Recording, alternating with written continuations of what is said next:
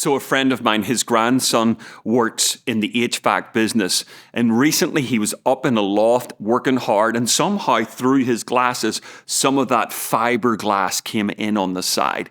Well, he was immediately over to ER, and they were told, we think we got most of it out, but you need to stay in a dark room, and you can't be rubbing that eye. He was really smart. He realized that that glass in the eye could actually lead to him losing his sight, and he took the precautionary action. In Numbers 33, God turns around to the children of Israel and he says to them, you're going into a foreign land and you need to chase out the inhabitants. And if you don't do that, guess what's going to happen? If you compromise, if you let them stay, if you draw up a contract, they're going to become barbs in your eyes and thorns in your side.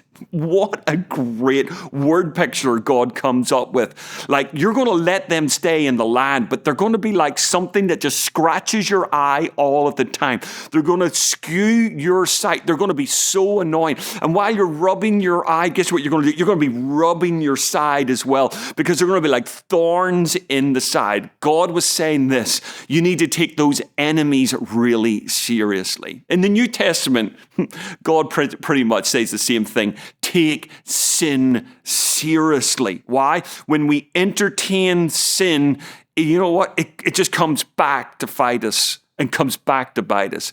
You never win with sin. When we were kids, we were always told this. First, sin fascinates, then sin assassinates. And God says to each of us today, you know what? Just deal with sin absolutely ruthlessly. Ephesians chapter 5 says this specifically.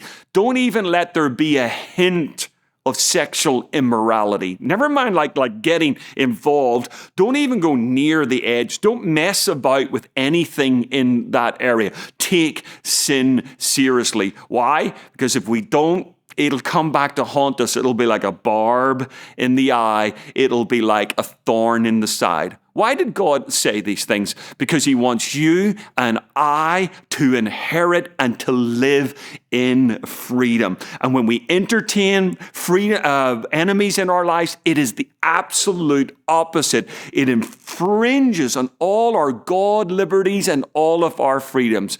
Today, my friend, look at me. Deal with the enemies. And you know what? Make sure your eyes are only there to see and that your sides are living in freedom in the name of Jesus.